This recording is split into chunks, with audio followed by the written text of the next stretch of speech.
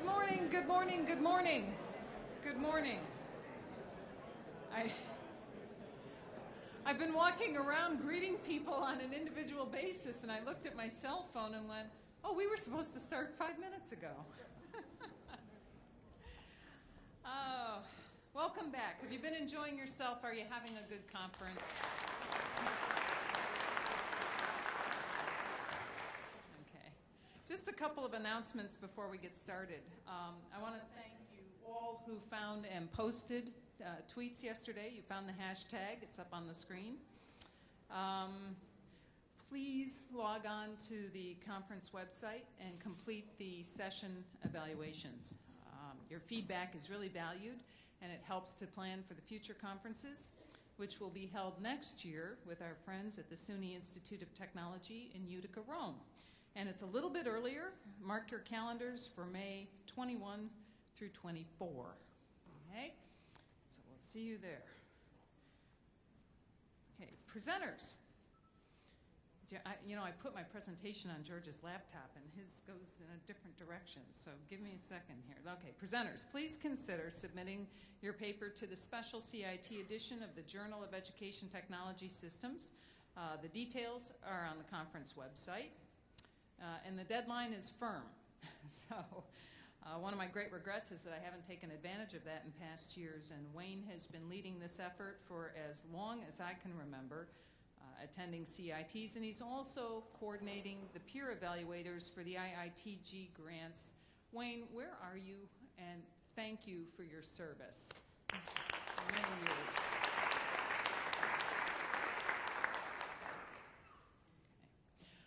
A quick announcement, game night is in the GLS Center, and it's not well marked on the map in your program, so we wanted to show you what it looks like. It was a lot of fun in Oneonta last year.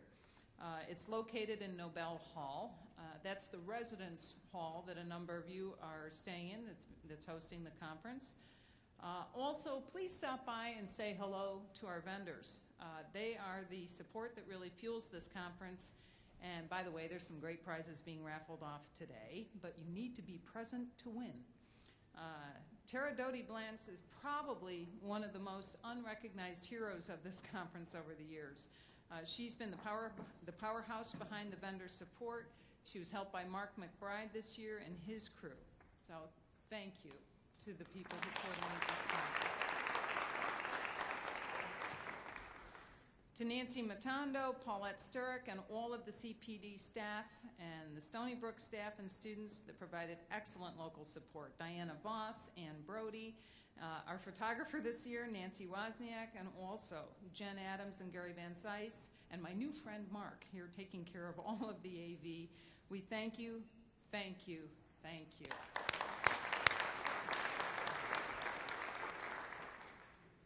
It's my honor to introduce the keynote speaker this morning. A few of us enjoyed a late night dinner with him last night, and I leaned over and I said, hey, George, do you want me to just pull an introduction from the program? And he said, oh, heck no, those things are way too long. Just say, this is George, Google him. So we're really excited to have him here. He has a lot of fans here at CIT, but first, some comments, some progress updates, and some reflection on our Fact 2 initiatives from this past year. And I'm going to try to continue to embed as many thank yous as possible. The people that have been key to our collective success, and my greatest hope is that I don't neglect anyone or any well-deserved acknowledgments along the way. If so, I apologize in advance. I used to think that was such a Weasley thing for a speaker to say until I started considering the moving parts of a conference and the number of people that participate in these efforts and on the Fact Council. So, with George's permission, I'm going to shamelessly borrow from his theme, what do connections do? Let's consider the characteristics of connections and how they serve SUNY. More specifically, the words that might be used to describe the characteristics of connections within SUNY. And the three that immediately came to my mind are energy, generosity, and creativity. Now, are you familiar with that memory test that the doctor sometimes gives when you get to the office and they give you those 3 words to remember, and then you become very focused on making sure you remember those words by the end of the doctor's visit? Don't worry, we're not going to ask you to do that. All right, but energy, generosity, and creativity. Okay? Let's hold that thought. But meanwhile, a funny thing happened on the way to CIT. EDUCAUSE released the Game Changers, which got me to thinking about connections to this conference. The first chapter, about the knowledge economy, seamlessly connects Friedman's world is flat to the iron triangle that Chancellor Zimpher described yesterday. And they both reinforce the need for a seamless education pipeline, lifelong learning, access to affordable quality higher education. About a year ago, former SUNY Chancellor and distinguished university professor Bruce Johnstone described how public research universities in particular were experiencing profound change in their mission of creating, verifying, altering, preserving, and transmitting knowledge. And that instructional technology has a clear role to play in each of those areas, and that digital technologies in general would not only transform the intellectual activities of higher education, but also how they are organized, financed, and governed, and that perhaps even determine the ultimate survival of these institutions in such an increasingly competitive education market. So tough economies lend themselves to data-driven decision-making.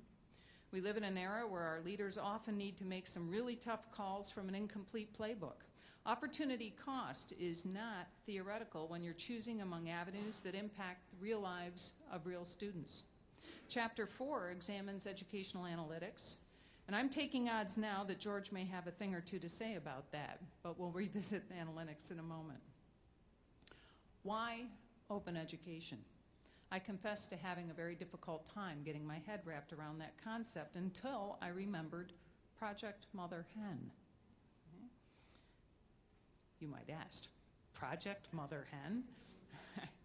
About 12, 13 years ago, UB School of Engineering recognized that a lot of our students were really having a tough time with calculus, one of the chief barrier courses in engineering curriculum. So we took a closer look at the problem. We didn't call it analytics back then. And the decision was made that it was far more efficient and effective to invest in some remediation and tutorials than to deal with the inevitable student turnover that was occurring. So with help from a very generous math professor who agreed to work on a visualizer instead of the chalkboard that she was much more comfortable with, her class was captured, edited, and streamed. Step-by-step problem solving was posted online along with a voiceover PDF option for the students who might not have enough bandwidth to view the streamed version back in the day. Her students used the online version to study for exams.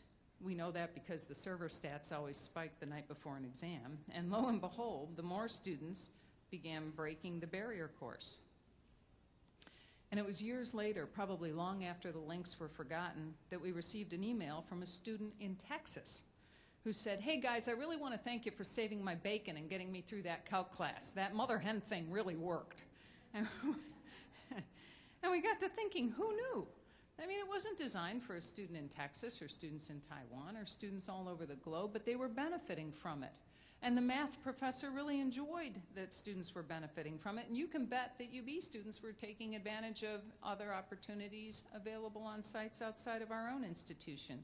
I'm sure some of them have since found the options where you plunk down a credit card. Market matters. Okay. Chapter 11 is a feather in the cap to our SUNY home team, launched in '71 by our own Ernie Boyer. Empire State has been on the forefront of non-traditional student education for decades, and they're proud to be rebels at heart. Right? So it's no surprise at all that they're leading the SUNY game change by championing open education, one of the drivers there. I included a reference to Chapter 12 because of the connection to our keynote speaker, but I'll leave it to him to describe what's going on north of the border. And finally, raise your hand if you were here for Joan Getman's keynote speech last year. Wasn't that a terrific keynote? And that was Joan's swan song before she left SUNY and Cornell to head out to USC to take on a new role, where she's helping faculty outsource the creation of entire programs to for-profit online integrators. Chapter 17 talks about that process and the contractual obligations involved. That's a game changer. And all of this is going on right now, right? Not sometime in the future, and I urge everyone to give some time to this freely available book and consider the impact of the game changers. Meanwhile, okay, what's Fact Squared been doing to help lead our own game changing within SUNY? The council and campus reps have been holding fast to the annual planning cycle, but there's one important change. That pink box up there no longer says COSID grants. It's officially the Innovative Instruction Technology Grant Program. And a hearty, hearty thanks to our friends at the CPD and the SLN for their ongoing support, and to Kathy Gundrum, who's providing some project management to keep all of us on track with these initiatives. Now, on a personal note, I want to thank our UB administration and CIO Tom Furlani for enabling me to assume a pretty exciting new role to help realize the vision of these grants. And if we shepherd these grants anywhere near as well as Judy Bazinski and Mary Jo Orchek did with the SCAP program, we will be in very good shape. Here's a screenshot of the resources available to support the IITG applications. As of last night, we had 62 people that had created online accounts to submit an application. 37 drafts have been uploaded. 12 actually have titles and budget information submitted. 16 days left to submit a proposal. Yes, we know it's a tight timeline, but we really were pleased to be able to offer this program this year rather than waiting another year. Provost Lavalley was the driving force behind that and getting our budget negotiations in place. One quick side note, if you're submitting a proposal that involves resources outside of your own close resources on campus, please be sure to consult and close the loop with them. You don't want to surprise anyone else on your campus if you receive the funding and go to your IT department and say, boy, do we have a great idea. So it's terrific if you can give everyone a heads up in advance. Our website was spiffed up. Some features were added this past year in order to spread the word about the Provost Task Group initiatives. Judy Marshall at the CPD added a task group tab that directly links to a bunch of resources in Confluence that the groups have been building out. There's a repository there. By all means, go visit that. All of that will be migrated into the SUNY Learning Commons as soon as it goes into production. Now, the campus reps are playing an increasingly critical role. The provost led the effort by asking the campus chief academic officers to re-verify all of their campus reps. Okay. He was serious enough about this that your campus won't even be eligible for the IITG grants unless you have a fact campus rep. Okay. At least one, but you have the opportunity to have two.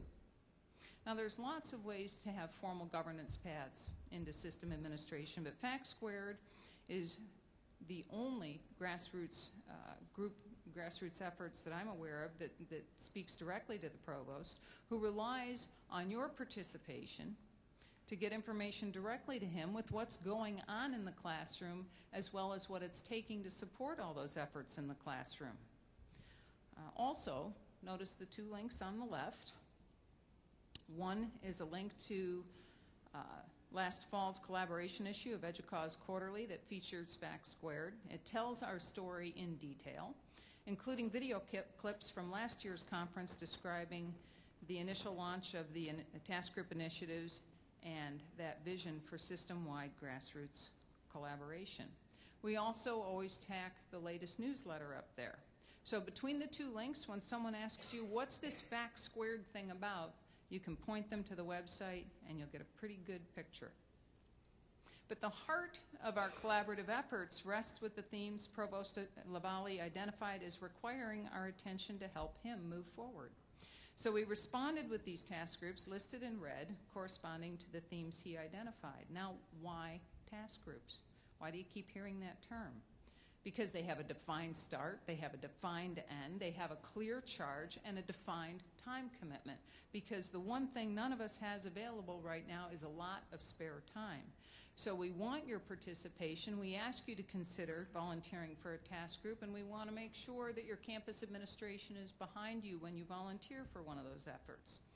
Now, I know a lot of you sat in on the reports yesterday, so I'm just going to highlight a few things because we can't be all in the same place at the same time. Joe Moreau and Brad Snyder led a SUNY-wide team, including 2 members of the SUNY Construction Fund, in defining a taxonomy and figuring out How can we share virtual access and understand what's going on around our campuses with all flavors of learning spaces? Large lecture halls, collaborative spaces, video spaces, you name it, and this team probably discussed it. And speaking of innovation, the Learning Environments Task Group reached out to ArtStore and negotiated a pilot project to demonstrate an open repository, and it looks like that. Okay? So as far as we can tell, this is a pretty unique solution and a possible game changer for SUNY. Brad and Joe describe a number of options on how we can further develop this partnership with national organizations in order to maximize its effectiveness. Joe, Brad, thank you. This was a real delivery. I might add that Joe Moreau has recently accepted a vice chancellor's role at a community college system in California. Joe, well done. We will miss you.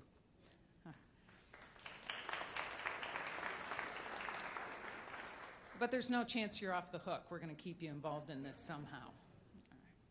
Teaching and Learning Task Group. We returned to Stony Brook this year in no small part thanks to the generosity of Dr. Graham Glynn, who served on the council for many years and led the TLT group. He helped lead explore how to better share professional development resources on a regional level, build out a repository, and benchmark resources dedicated to system-wide teaching, learning, and technology.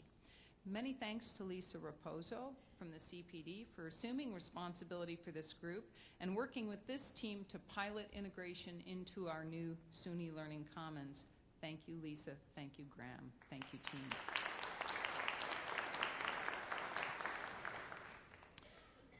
The EPUB Task Group was an incredibly active team who were really energized around the moving OER target. Okay, they, too, are migrating into the SUNY Learning Commons. Mary Jo Orzek, I'm sorry, Mary Jo, has led this group and reached out to Claire Vandenblink and Eric Makenhoud from Cornell, as well as Charles Lyons from UB, to help us capitalize on their eText pilots and form some best practices around adopting open text. This is really exciting. By the way, part of that was a survey, and that survey link is still live. So if you can jot down the URL or remember the URL, everyone is welcome to participate in that SUNY-wide survey and tell us where you are with open education resources and your understanding of copyright. Okay. The intellectual property folks worked to examine peer institution, faculty ownership, and copyright policies and concluded that SUNY needed a single authoritative website that described ownership scenarios in plain language. Distinguished Professor Dr. Janet Nepke, who also happens to be your incoming chair, led that charge. And I wasn't present, but I understand that Provost Lavallee attended part of that session yesterday and gave some incredibly supportive comments around meeting that report and that hopeful outcome. Thank you, Janet. Thank you, Copyright Intellectual Property team.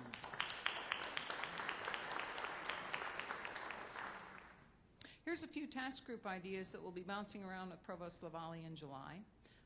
Please give them a quick read.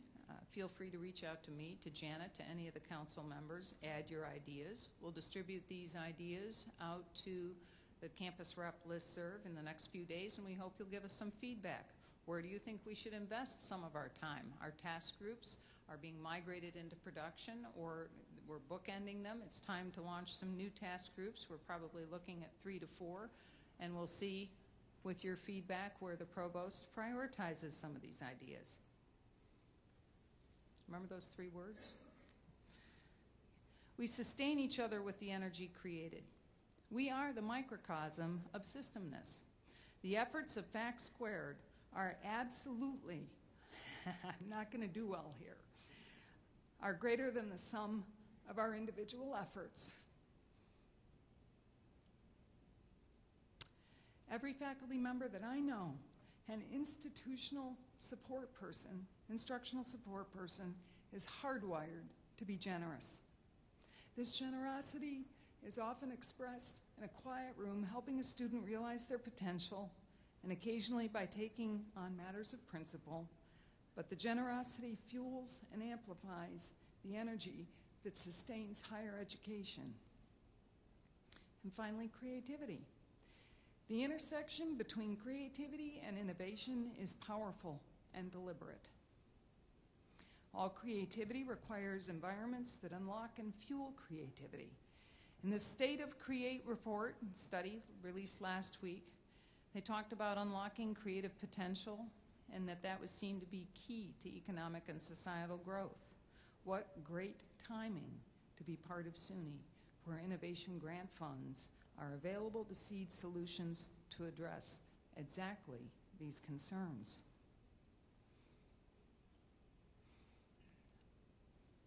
Okay. It's been a career highlight to serve as your chair.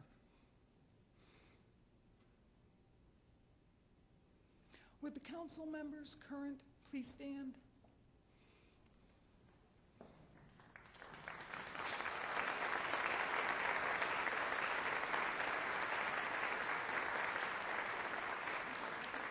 Now you hang out there for a minute, keep standing. Would the past council members please join them? Okay.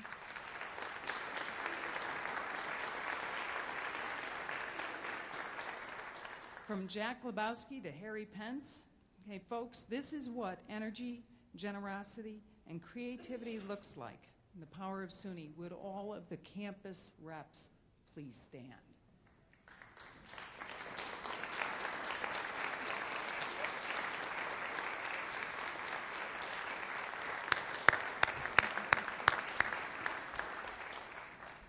Thank you. Special thanks to Carrie Hatch and Kim Scalzo. There aren't enough words. You're simply the best. The last dance belongs to newly elected Chair Janet Nepke. Folks, you are in fine hands, and I guarantee that under Janet's leadership, we will continue to build on the momentum of this success. Janet.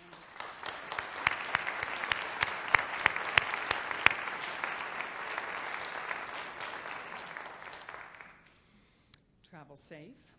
Everyone, thank you much. And now I must confess that George did provide some guidance this morning to his introduction. Dr. George Siemens has delivered keynote addresses in more than 30 countries on the influence of technology, networks, media and education, organizations, and society. His work has been profiled in national and international media, including the New York Times, radio, and television. His research has received numerous awards, including an honorary doctorate from Universidad de San Martín de Porres. He told me I said that pretty well earlier. For his pioneering work in learning, technology, and networks. His PhD is from the University of Aberdeen in Scotland, and it was focused on sense-making and wayfinding and complex information settings. Without further delay, please provide a warm SUNY welcome to George Siemens. Join us at the platform, George.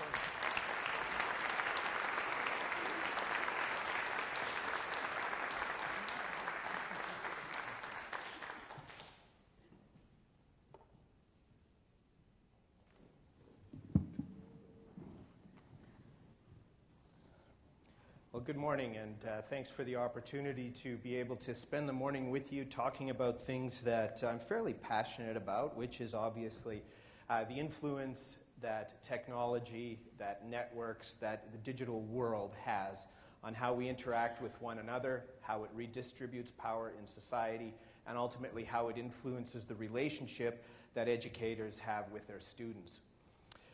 I was really pleased to have a chance to flip through the conference program in advance of the session today. I managed to pilfer one yesterday after we had a very lovely dinner with some of the organizers of this event, and it was a real treat to be able to read through just this enormous progress of the role that technology has in education over really the last decade. I was at Red River College in Winnipeg, Manitoba in early 2000, and I had been blogging for about a year. And one of the opportunities I had was to hold a public forum to talk about how can we use emerging technologies for teaching and learning. And it was one of these rare occasions where the president showed up and the vice president academic showed up, because normally they mandate we learn, but they don't necessarily show. And so it was one of those things where I thought, this is great, I've got all the right people in the room to kind of try and make it, communicate just this enormous value of being able to declare what we know, and then by declaring it, making it connectable to others so that they can contribute, grow, and amplify as a whole as a network. And I thought wouldn't it be great if each department, if the admin assistant would block about departmental activities, and we'd be able to pull the RSS feed into a central page, and we would just have, because the big thing is what Don Swanson calls undiscovered public knowledge, right? Where we have this information, this knowledge that exists in different sectors of society, whether these are research disciplines or whether they're just different parts of the institution. And we just don't know what's there. Like, we don't know what we know as systems.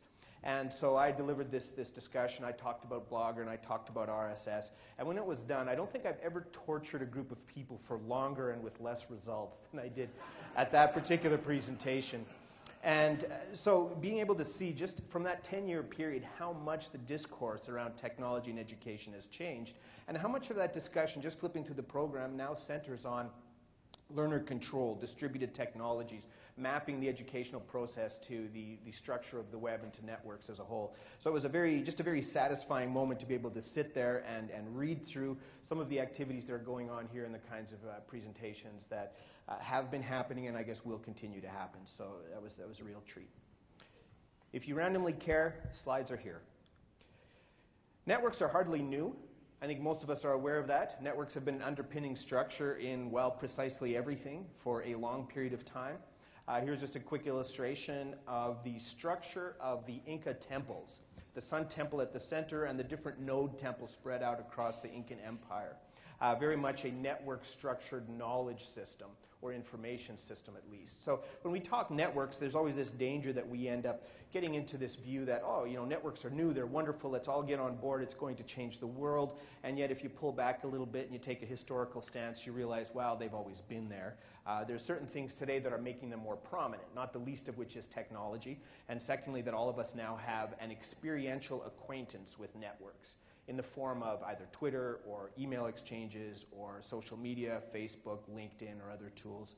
So we've now gotten to the point where our network language is quite pervasive in really every aspect of society. We talk about connections very casually, like we actually know what it means. And yet I think in a lot of cases we really don't move past a very basic assumption of networks and connectedness. Namely, here's a node, here's a line that connects this node to another node, yay. For example, here's one illustration that you often see when you're talking social network analysis.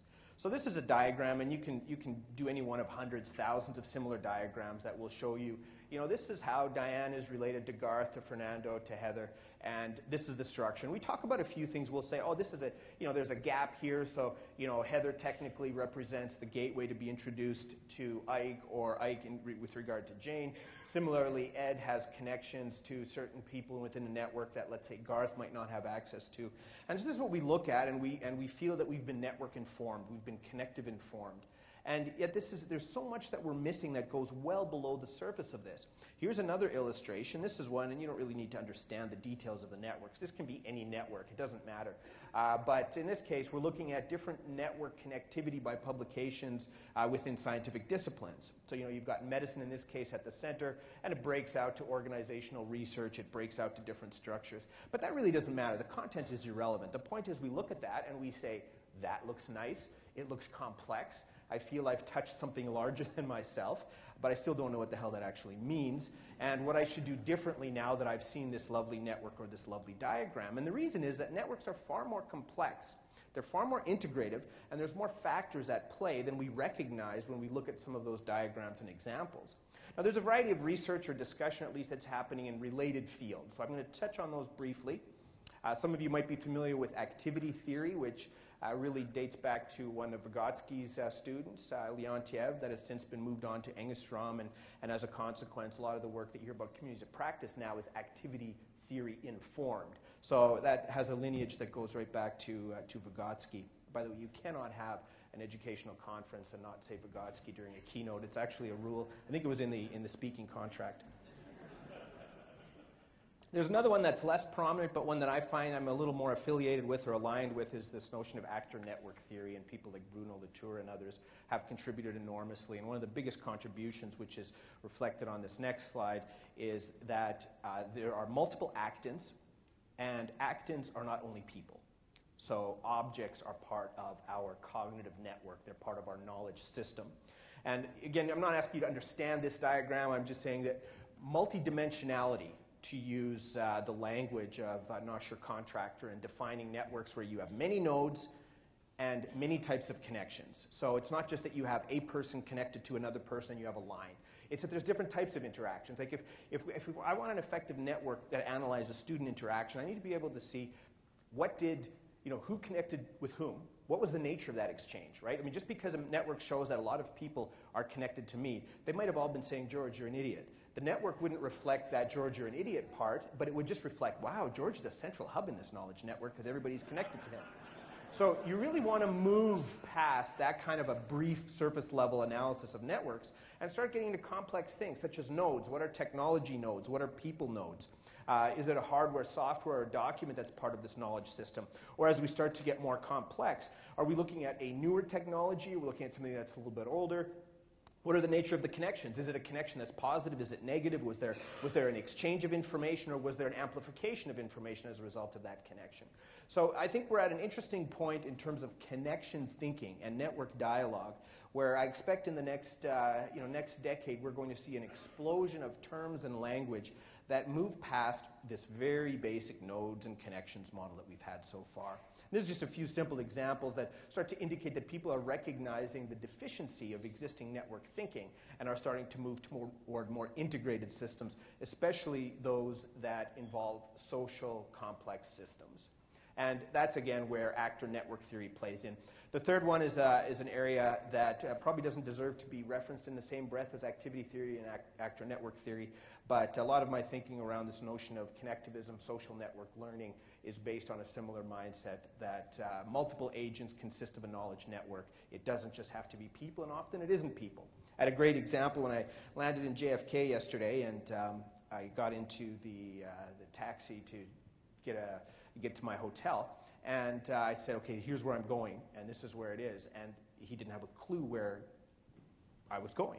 And so first thing he did, he activated his distributed knowledge network, which consisted of a book that was sitting on the seat beside him. He started flipping through to try and find where this town or this city is located, and he couldn't find it there. And I noticed there was a Garmin up on his dash. And I said, well, why don't you just use your Garmin? And he says, it's new, I don't know how to use it. And I said, well, if you give it to me, I'll enter the address, and then I'll give it back to you. So I was now activating my distributed knowledge network, and they weren't compatible. So I entered the address in, and I handed it back to him, and he looks at it and he says, well, where are the directions? And I said, well, you just drive, you follow that arrow, and then when it says turn right, then you just turn right. That's how you do it. And he says, well, I'm used to text on the screen telling me where to drive. And I said, well, I don't know, maybe this is just one of those newer Garmins. I've never seen just a text-only GPS, but I'm sure they do exist. But this is an illustration of just how prevalent these networks are and how deficient our language is for explaining what happened in this very small interaction that was an illustration of multiple agents that have a knowledge component contributing to our capacity to be intelligent as two people trying to do a very basic task, such as get to a hotel. Now, you can just imagine how connected structure and integrated systems amplify enormously when you start to move this past a small exchange like getting to a hotel and start looking at scientific research, or start looking at learning that happens in a classroom where you're trying to teach someone biology or physics or whatever else. You can just imagine how rapidly these distributed networks complexify and how challenging they become. Now, this is particularly true once you get into a point where we are now, where information continues to be digitized. I don't know empirically how much of my daily interactions is now digital compared to what it was 10 years ago. But I'm assuming the digital trails that I leave today are far more pronounced than the digital trails I left a decade ago.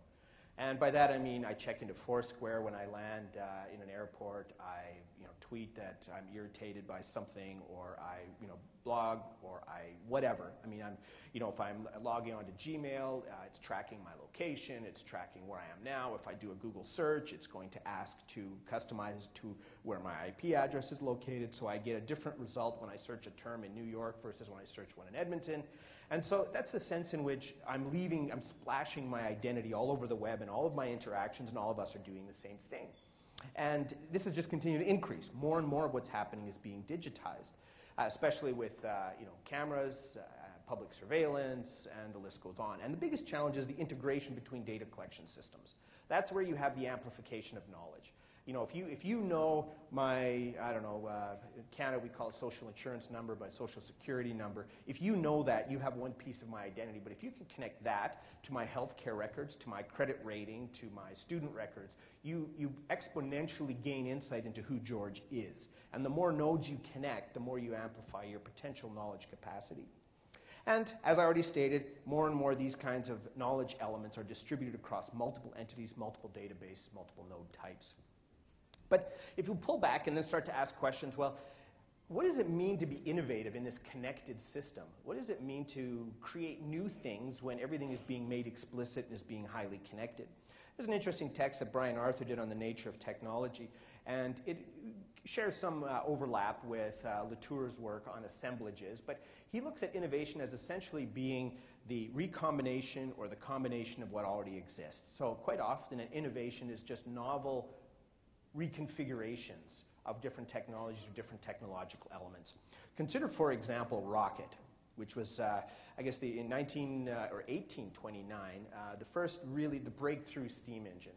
And Rosen, in his book on this particularly the process of historical innovation, states that there's 1,000 threads that lead to this invention. There's 1,000 technological threads. There's 1,000 threads of inquiry into different concepts going as far back as the Alexandrian, the Ptolemaic era, where the early stages of steam were being used in their temples to be able to impress and awe people who were in attendance at a service.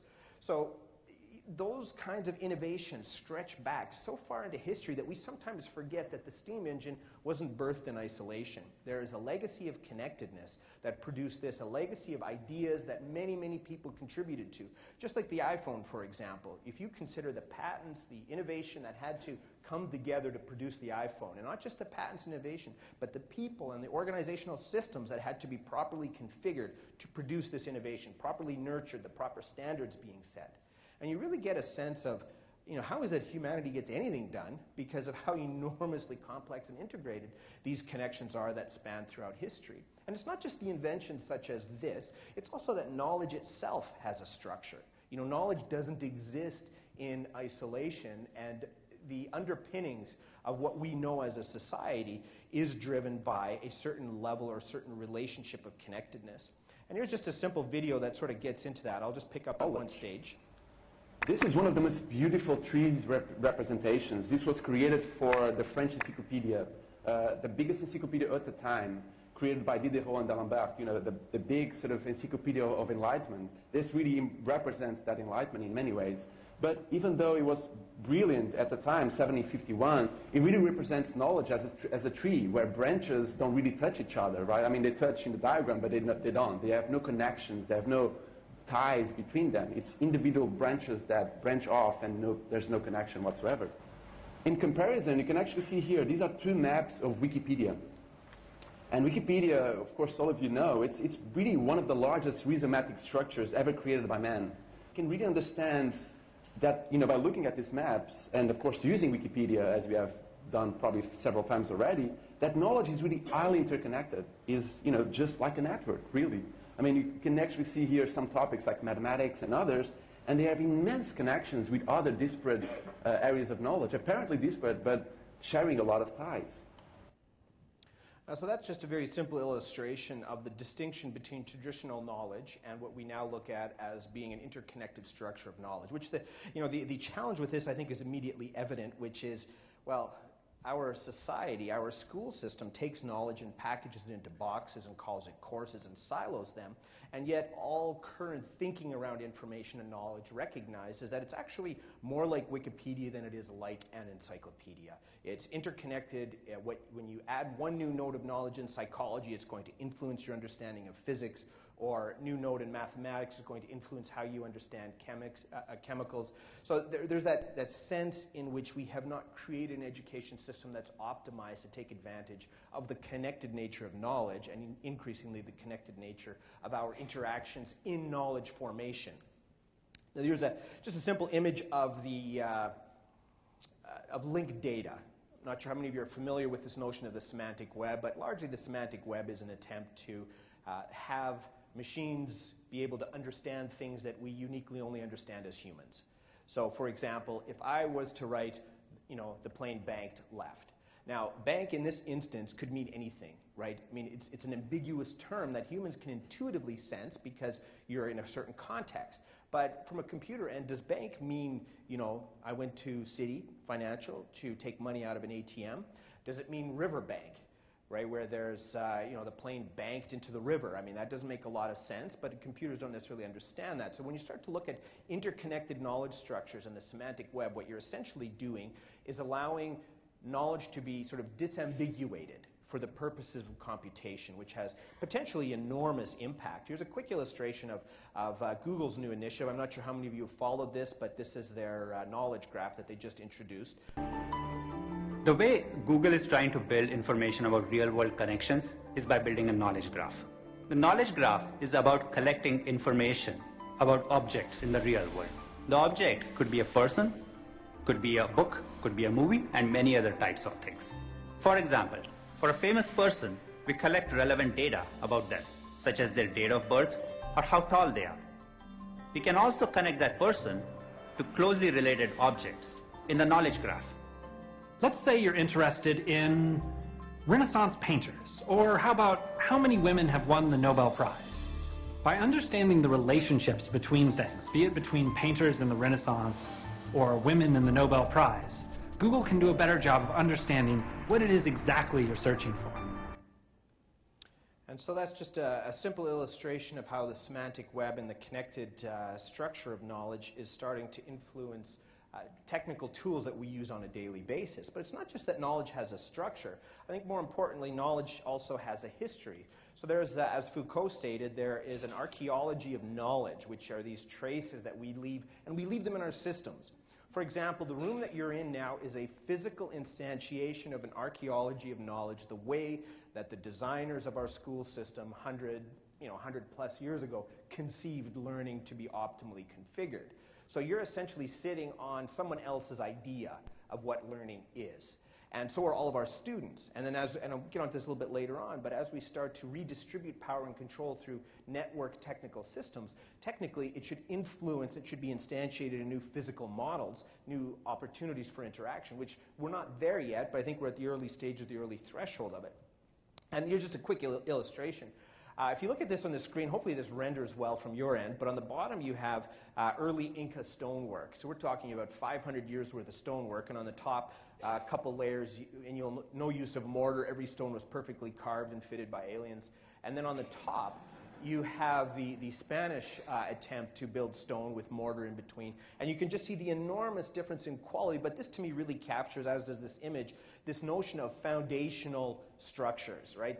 That we just, some cases, as the Spaniards did, they basically destroyed Inca temples and built their churches on top of Incan temples. Now then we get mad and upset because, well, these beautiful structures were destroyed. But then you look back a little bit more into the Quilque era, which the Incans conquered. Well, they did the same thing to them. They took their structures and rebuilt their religious institutions on top of it. So from a knowledge sense, I think we can argue that this is what happens in our curriculum, in our school systems. And at a certain point, if the foundation is solid, we can keep building on it. But much like Thomas Kuhn stated, at a certain point you have these shifts, these large structural shifts where you move past ordinary science and you move to an era of extraordinary science where you reconsider your core foundations. So learning then, in an educational process, is fundamentally about building an awareness of the connections within a particular discipline. And this happens at 3 levels. I'm not going to go into great detail on each of these, but I just want to touch on it. So at a neuronal level, literally, biologically, when we're learning, connections are forming. When we're having strong life experiences, if you will, we literally form neural pathways that are reactivated when we get into a similar situation, such as we encounter a dog that we were 3 and it scared the tar out of us, and we meet similar dogs when we're older. We no longer understand that source of fear, but we still activate those neural pathways. Conceptually, and this is where if you look at Google Knowledge Graph and you look at some of the linked data that I mentioned about bringing data sets into relation to one another so we can disambiguate what they mean, these are something that we spend a good chunk of our time with on a daily basis, dealing with how ideas are related or connected to each other. Now, on a social external level, this is growing more and more prominent because more and more of our knowledge is in a networked digital fashion, and we now connect and collaborate on a global level. I'm pretty sure there's days for many of you where you spend more time interacting with digital friends than you do with physical friends.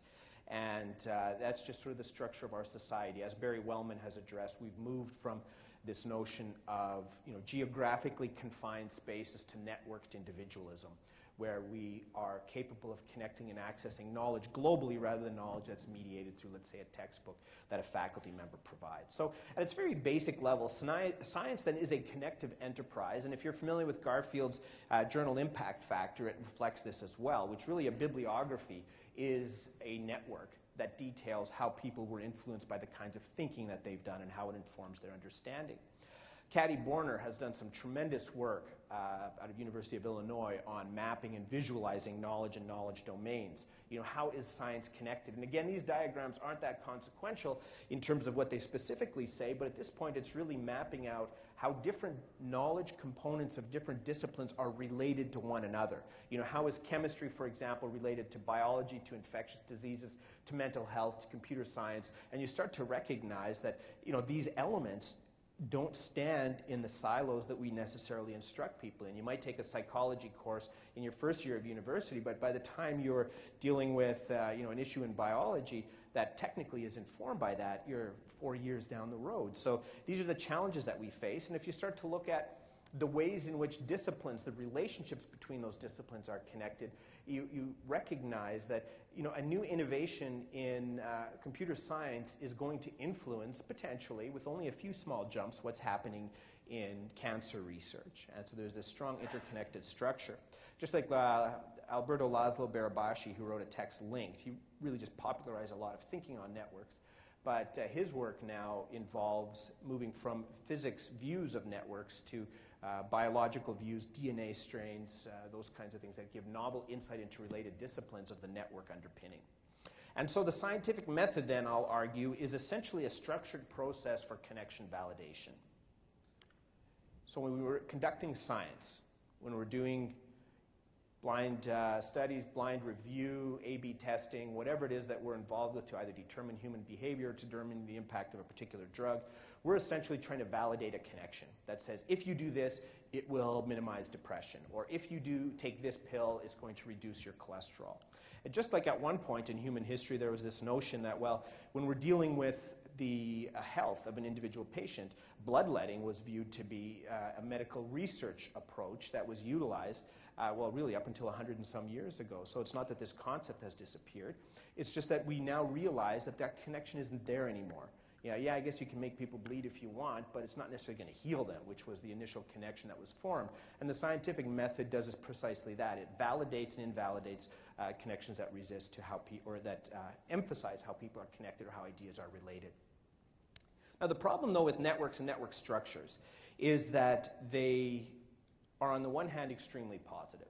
So on the one hand, we can say, that's outstanding, these network systems, they give us novel insight into how systems are related to one another and how to act within those systems to minimize damage necessarily. But by the same account, these network structures have a huge problem. When pieces are connected too well, you get cascading failures, or the prospect of cascading failures. For example, the Northeast blackout, which I guess would probably be relevant to at least some of you here, was an extremely interesting case study in how tightly coupled systems with a small failure of a power flow monitoring tool resulted in over 254, 256, something like that, power plants going off the grid, which was just a perfect illustration of how network systems, so connectedness is good on the one hand, But on the other hand, there's nothing better than connectedness to subvert innovation, which I'll talk about in a little bit more detail shortly.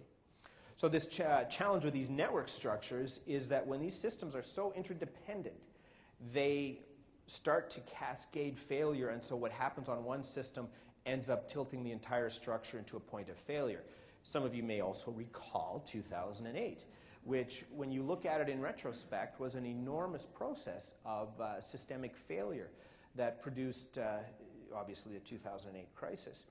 There's also illustrations, again, going back to Bruno Latour and actor network theory. He writes about how in the space shuttle, 2003, the space shuttle disaster, he looks at the focus that we have for these kinds of activities. When you launch something or you do something huge technologically, we focus on that. So the space shuttle is the key object of our focus, the astronauts. But you never realize until the system fails how substantial the bureaucracy and all elements of that system influence that final functioning. And this is where this notion of networks beyond people, networks as a function of bureaucratic components influencing how connections can form, and when someone can say something's not right here, and how does that halt the system as a whole. So by and large, these network structures that we experience regularly reside in the background, but all of a sudden something significant happens and they're pulled right to the forefront, and you realize even a reasonably mundane occurrence is really situated in a broader structure of power and control that exists as an underpinning structure. So educationally, and I'll try and transition a little bit to the educational component, the implications that this has educationally, is that as a society and as our school system in particular begins to acclimate to the fact that power is being redistributed, that who controls connections is being altered with individual tools and technologies, whether mobile devices or social media tools. That's happening on the one hand, but on the flip side, there's an enormous power aggregation that's happening by the keeper of people who create these platforms, such as Facebook. On the one hand, Facebook and Twitter provide a great opportunity for connectedness and sharing, but on the flip side, they also provide an unprecedented level of lock-in that NSA and other organizations are fully willing to take advantage of in order to understand whether it's terrorist threat or otherwise what's happening. But educationally, the question becomes that our system should communicate information, ideas, relatedness, and connectivity, not knowledge elements, not discrete knowledge elements. It should really, because to know and to be knowledgeable is to understand how pieces and entities are related to one another. And so our education system should be communicated on this fundamental premises of expertise development through being connected. Now, there's some interest occurring in this regard. There's an initiative, connectedlearning.tv, as one example, sort of looks at how can we create a connected learning system. This is targeted more K-12, but it emphasizes things such as peer culture. It emphasizes the importance of being open and being network and connected, of having sort of a shared identity and a shared purpose. And what we're doing in the process is actually creating or producing something as we're going through it. And so these network systems then in an educational context produce, I think, 4 key things that we need to think about: coherence, synchronization, resonance, and ultimately some level of lock-in. Now, coherence is one that I think we're all quite familiar with. It's what we do on a daily basis. So some of you here, if you look, initially when I was putting my presentation together, usually what I try and do is I put this topic here, and then I transition to point B here and points. But in this case, I decided, forget that. I'll just throw a big blob of ideas out, and you can randomly connect them, because it kind of went against the grain of what I was talking about. So, but coherent structures, we form those for our students, don't we? I mean, our learning designers, our faculty members, the educators, you create a coherent structure around knowledge that you provide to your students. And what happens in this approach is we want students to partly emulate that coherent structure, because we can't really function unless we see how pieces fit together, right? Because we make decisions based on how coherently we interpret a particular situation or a context. So this is an important element that is a big challenge educationally to try and address. We fragment our information pieces, especially with the growth of OERs, semi-OER tools such as TED Talks, which are open but really aren't open in the true sense of the word. But they're available and accessible. We can link to them, the open web as a whole. So our students, while we're saying read this text or read this article, they're simultaneously watching videos, they're tracking information perhaps on Wikipedia, they're in some cases watching a presentation on YouTube directly from the person that you are quoting in your class, and the list goes on. So you have this real sense in which students have a fragmentary experience But as I mentioned earlier, the challenge is that knowledge actually has a structure. The discipline of knowledge in a space has a proper way to relate or bring ideas together. And my favorite example of this is, I'm not sure if you recall the private universe, which was, I think it was Annenberg Media that looked at Harvard graduates and they asked them questions such as, why do we have seasons? And the overwhelming response out of a graduating class in one of the leading, well, the leading university system in the world, the majority of them were unable to describe why we have seasons. Most of them would say, oh, it's because of how far the Earth is from the sun. You know, it's further away in winter, so it gets colder. It's actually to do with the tilt of the axis. But so these are people who had graduated, and they had these enormous conceptual flaws that existed in their knowledge bases. So these are the kinds of challenges that the education system needs to surface understandings. That's why social media can be so valuable, because when we declare what we know, other people can interact with those ideas meaningfully. When we keep the bulk of it in our head and only declare what the teacher asks us to parrot back, we can continue through an entire education process, get a bachelor's at Harvard, and still not understand why there's seasons. So that's a huge issue around coherence. Second one that I find it fascinating, but I can't communicate this properly yet. But it's this notion of synchronization, is why do systems become related to one another in a certain way or in a certain manner? Here's one illustration. Now let me just pause before I start. These are all robots, and they essentially synchronize to one another. And what you'll see happening and by the way, my first thought when I saw this, okay, so we finally have dancing robots. And what is the first song we teach them to synchronize to?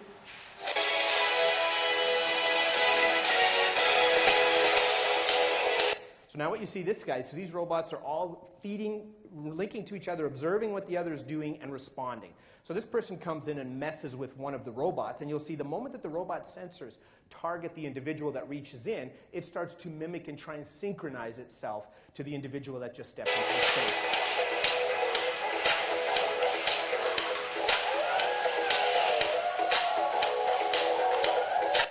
Now what happens is, to the lovely soundtrack, he puts the robot down, and now don't just look at what he's doing anymore. Now look at the background. All these other robots are synchronized, so it's not just that he has to resynchronize to them, they also have to synchronize to him. So you'll actually see them start to slow down while he starts to, or it, let's call it an it. We can't anthropomorphize the thing yet, can we? So watch how that turns out.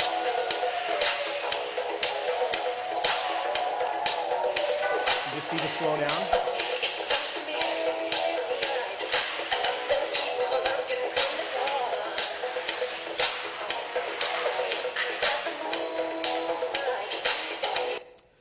My concern, twofold. One, how long until they stop dancing and start fighting? And secondly, why can robots dance better than I can? So these are fundamental concerns. But so what you see happening here, and from my experiences with open online courses, there is a similar, now the synchronization that we see here is very mechanical and very algorithmic. So we don't synchronize the same way as people, but certainly with open courses I've done, there is a knowledge synchronization that happens where people start to adjust and relate to one another. And we begin to do, and sometimes we call it a vacuum chamber, but we begin to cluster around conversations and people who we have shared interests with, or there's some compatibility, sort of this notion of homophily, where we're starting to connect with people who we have similar understandings with. And it gets quite irritating, actually. When you bring somebody into a cluster of people and they're totally different, they think different, they act different, it irritates you. But on the one hand, and this is the frustrating part, is they're the ones that bring innovation in. Right? When we are synchronized to one another as small teams, we're duplicating what we know to a certain degree and we're functioning. If you want newness, if you want novelty, as we mentioned earlier, you have to bring in new assemblages of technology, or new socio-technical systems need to be brought in relation to each other. I'll touch on that again in just a bit.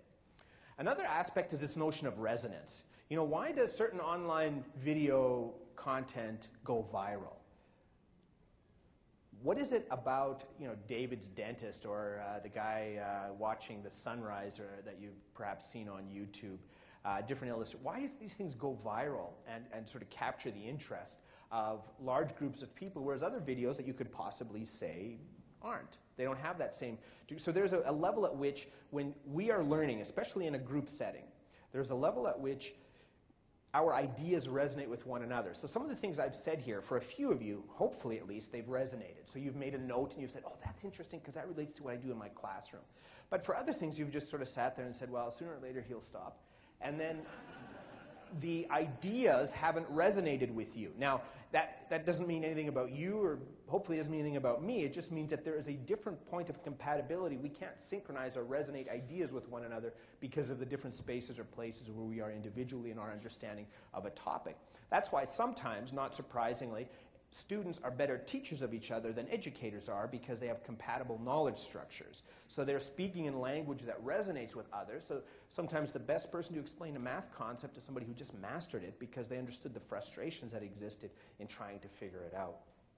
So that's this notion of resonance, which I think is, from a network sense of idea spreading, is quite important. But as I mentioned, with synchronization, these are two topics that I know they're important. I just don't know how to quite communicate what that means from an educational context yet. Now, the other problem, or the fourth issue that's critical here, is this notion of lock-in. And so you've got systems such as Apple and Silicon Valley as an ecosystem that produce an astonishing amount of innovative ideas and tools, products, software, hardware. And increasingly, these systems are locked in. I mean, one of the biggest benefits of Apple is its systemic structure, not necessarily a particular product it makes, but its ability to continue to remake new products.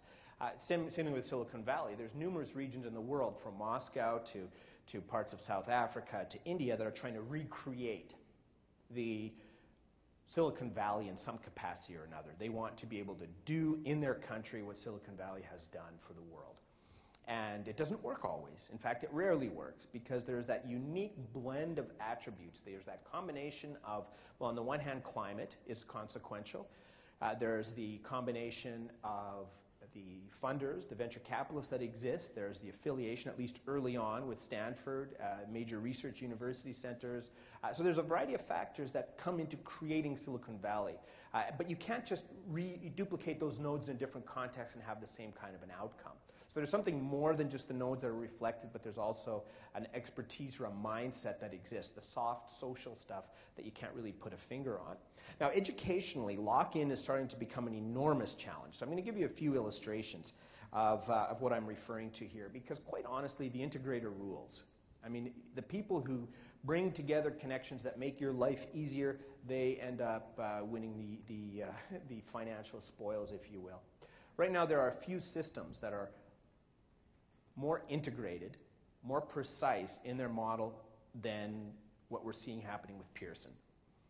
It's a system that now owns essentially the entire pipeline of education, from content creation to content delivery to assessment to evaluation to, in some cases, actually owning accredited university system in UK.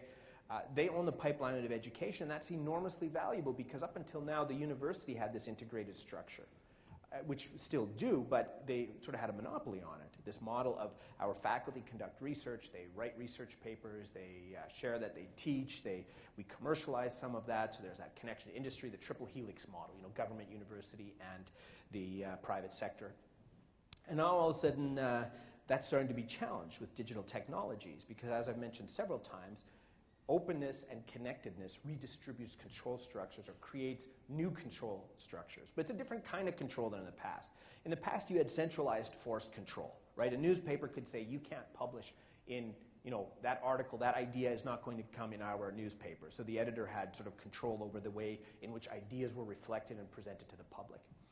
But today, even though you have the option and we say, yes, you are free on the web, you can create whatever you want, anyone can post and share their ideas online. Well, that's a lovely idea, except it's not 100% true, because while they can post, you need a way to connect it or to integrate it or to move it beyond something more than just being able to express, because the value is in the state of connectedness. So what you have with systems, and Blackboard understands this very well, and you're starting to see this with a tool set that they've pulled together, whether it's the purchase of Wimba and Collaborate, or we used to be Illuminate. They are now offer really almost an integrated suite from end to end. And they're partnering with open content initiatives. They have learning analytics structures built into their tool set. They have your testing and your evaluation and your state reporting and all these other things that start to come in. So you can start to realize the enormous value of integration as a form of lock-in for university systems. So right now what I'm thinking is that, and Blackboard has made strong overtures toward openness, and so has Instructure and other, LMS, obviously Moodle has sort of been in that space for a while. These systems are building a more complex lock-in structure that's going to be much harder to get out of. I'm going to say within the next 5 years, as we start to lock back into LMS systems and we're done, because every few years you have to go through a cycle of self-questioning, which LMS do we want? And it's a very existential process. And we have to go through it, but it's getting to the point now where that's going to stop. You eventually will lock into a system and you're going to stay. And the reason you're going to stay is because those LMS systems are now starting to become integrated to the university functioning areas. So once they become interacted with your learning analytics structure that influences how you make decisions about student support, that's a type of soft lock-in. They can be as open as they want to be, but you're never leaving once their analytics and reporting structures are tied to organizational decision making, which more and more of these systems are starting to do. So there's a different kind of lock-in, and it's a softer lock-in, but yet it's much more difficult to get out of because now you're thinking in their framework to a greater degree. Which is why it was great to see just a breadth of different topics and presentations, whether it was WordPress or whether it was distributed technologies that are being used in different contexts.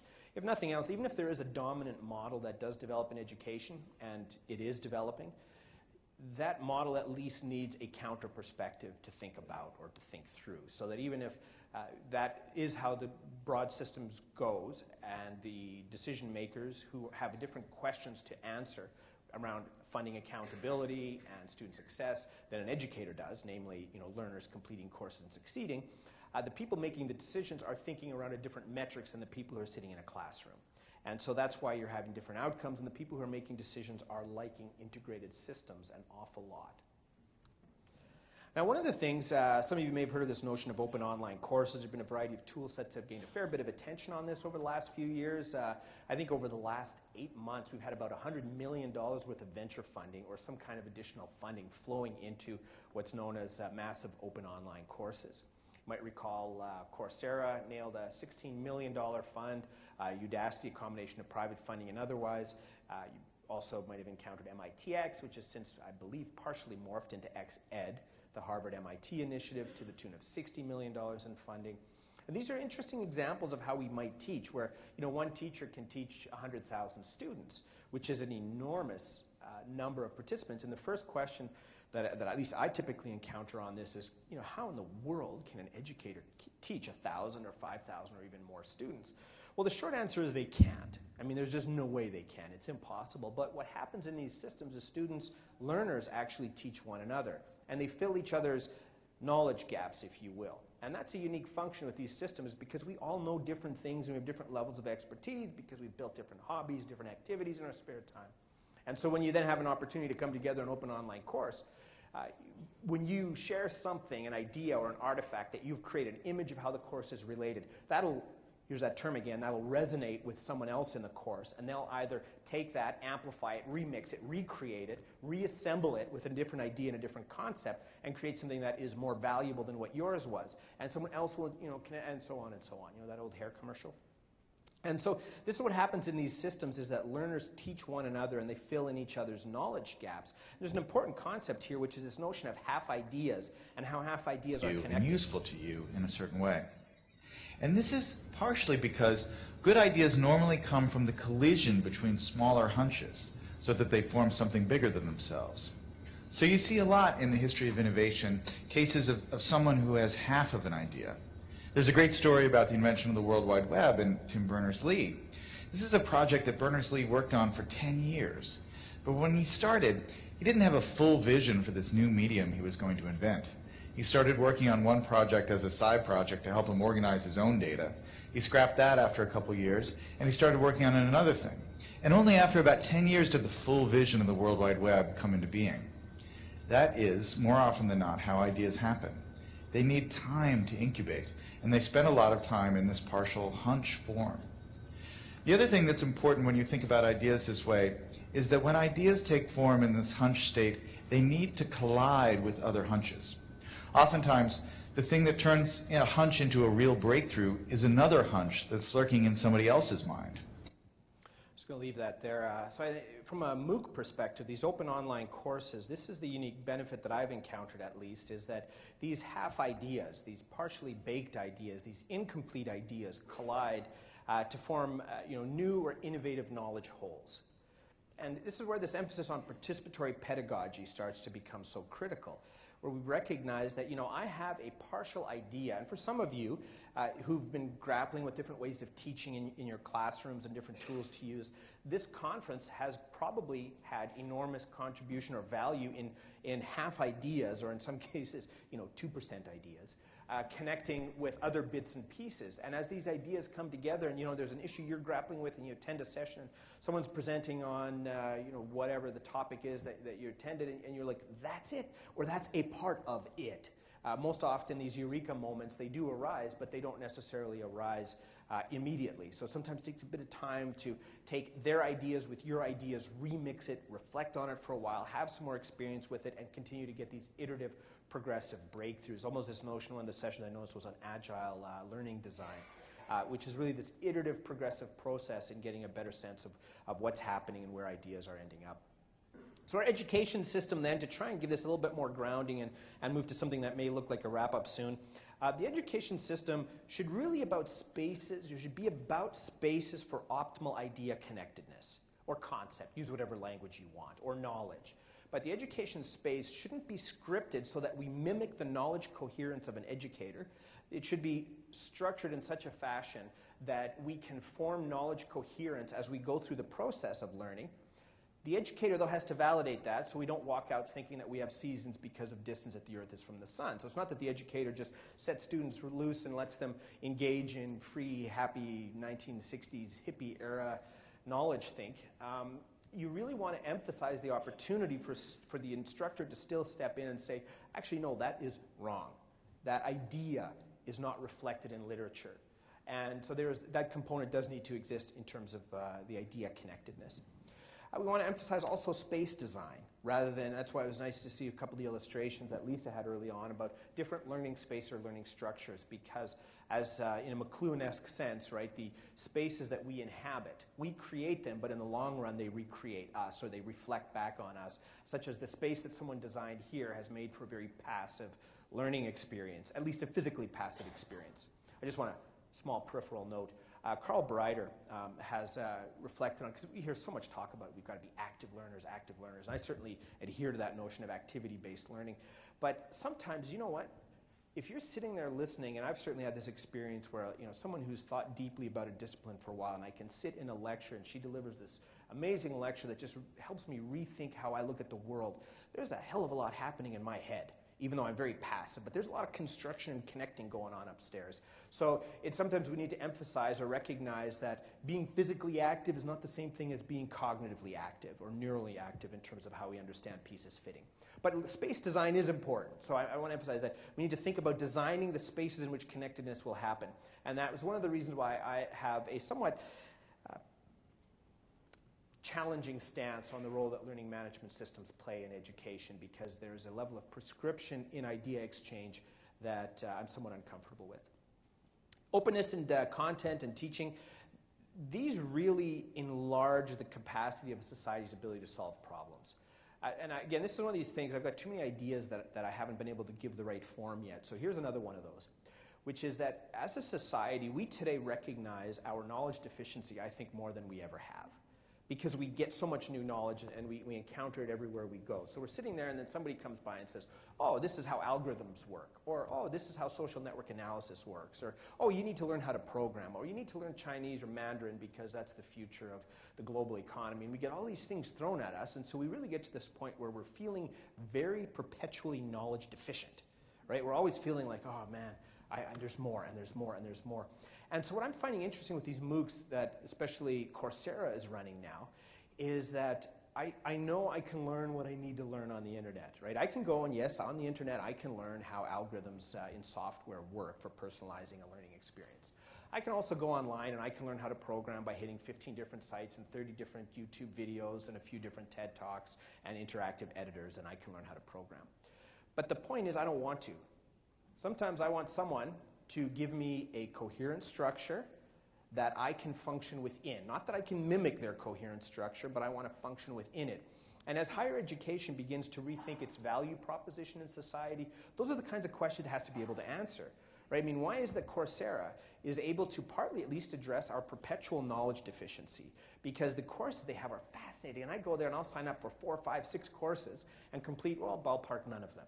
Because the topics are so relevant, and I know I need that knowledge. But so there's something unique there. This openness is helping to address as a whole, our society seems to be up-educating on a huge level that I don't think has ever happened before. And I think long-term, the impact of MOOCs may not be so much in how they change higher education. I think they'll be in how they change society and society's capacity. And then a final point, just a random one again. With XEd and MITx and that, I'm hugely excited. I know some people are a bit critical of, why are these companies doing this? They're going to destroy the university and that. I think XEd is a great example, this is the Harvard-MIT collaboration, of academia pushing back and saying, no, there's a lot of commercialization happening, but knowledge is a societal attribute. To be knowledgeable as a society is a very good thing.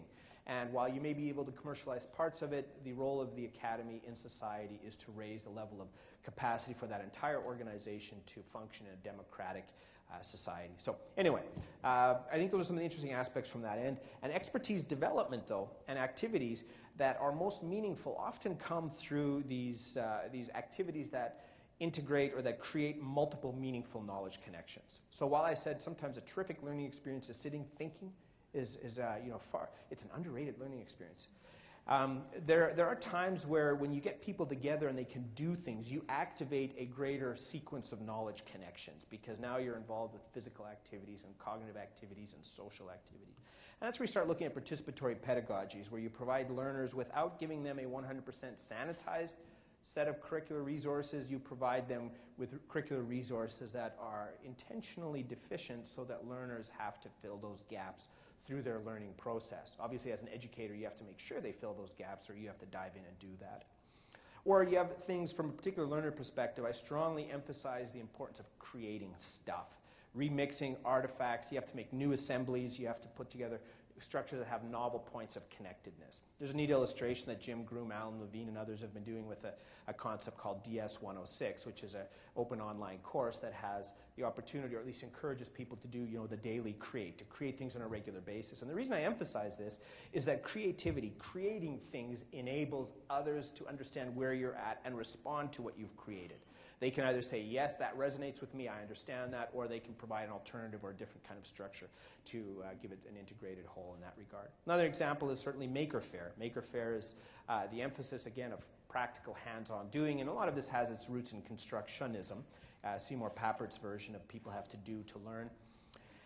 But all of these issues then, and this is the final several slides now, all of these issues relate to new points of control and connection formation. When you give people new points of control, you redistribute power within a society, or in my case, at least what I'm as interested in is you just redistribute power within education. There's several illustrations. There's the 15M movement that some of you may have encountered coming out of Madrid, which was similarly driven by individuals who can organize without organizations. They don't need a mediating organization to tell them, show up here, do this and that. People can rapidly self-organize and come together around causes that they're quite passionate about. Apparently in your neck of the woods, you had something similar happen as well. And right now what's going on in Canada, for those of you that haven't tracked the Quebec student protests, the students are outraged because the federal government proposed a $284 a year tuition increase. And the students wouldn't accept it, and so they've been striking and protesting to the tune of hundreds of thousands of people for several months. Now, I think it's interesting because tuition increases are really a part of education. It just seems it's like, motherhood and apple pie kind of stuff. This tuition increases is right in there. It's going to happen, and it's important that we have tuition increases because it's good for society, or that's sort of the narrative. And here you have a group of students who are saying, no, 284, you look at it and you say, well, that's completely insignificant. That's your average, what is that, your monthly beer budget? And that's all you're sacrificing in a year. But in this case, students are saying, we get to define what matters to us. We get to define which conditions we find intolerable, not the system. And as a result of being socially technologically connected, mobile devices, hashtags, all these wonderful tools, students are able to really push back enormously to the structure in society. And I think that has, from an educational stance, I think we need to start thinking about what does it mean to the education system? Because the real question isn't how do we use technology in education? To me, it's increasingly a secondary question. The real question is, what happens when technology is part of the education process? How does it change relationships? How does it change the instructor's control? How does it change the way that students interact and learn with one another? How does it change how knowledge is validated and evaluated by the institution when students are pulling in these fragmented narratives from all over the place? So these are some of the challenges, I think, that are not far from education's doorstep, just like we're seeing them now in public squares. There's a realistic prospect that this kind of degree of organizing, there was early glimpses of this 2008, early 2009 in Puerto Rico when universities were similarly faced with dramatic cuts and there was a strong pushback from students. Sometimes they peter out, but they do leave a lasting mark that becomes sort of a touching point for ongoing evaluation improvement. A few final points. One, I'll be running an open course in the future of education in October 2012. That's together with EDUCAUSE, Chronicle of Higher Ed, Desire to Learn, a few other companies, as well as UBC, Athabasca, and others. So if you're interested, I'll post more on that shortly. Also, from this notion of reinventing discovery, the value of network science, if any of you are interested either as lead researchers or doctoral students, a distributed research lab that we're pulling together that kicks off in September, looking at 3 particular research areas: social networks and media, the second being learning analytics, the third being systemic transformation. And finally, this is the infomercial part of the talk, there's a learning analytics conference, a practitioner's workshop that'll be held October 1st to 3rd at Purdue. We have time for about 6 minutes worth of questions. Mics are open. Call in now.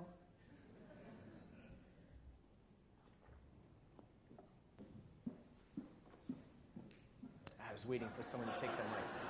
Oh, that's like, a little kid when you're going to give them a cookie and then you just yank it away and eat it at the last minute. All right, well, I'm not going to belabor the go to the mic. So thanks very much for your attention. I've enjoyed the opportunity to interact with the conference organizers, with the conference, and I hope you enjoy the rest of your event.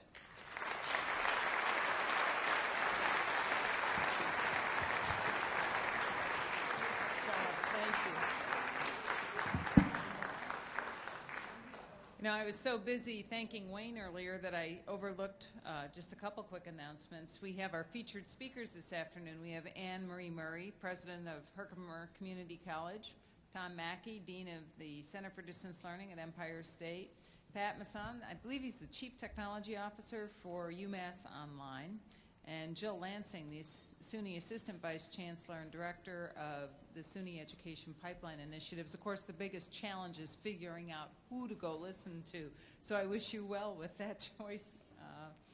And also, yesterday, Provost Lavallee had described the Ithaca report, SUNY's participation in the Ithaca projects, interactive learning online in public universities. That report was just released last week, and 2 of the researchers involved in the project, Kelly Lack and Tom Nygren, will be featured in room 305, where most of the activities have been taking place, at 4:30 this afternoon. So it'd be terrific, it's terrific that the timing worked out, that they were able to be added to our conference agenda, and I hope you'll consider attending that. Have a terrific rest of the conference. Please thank George.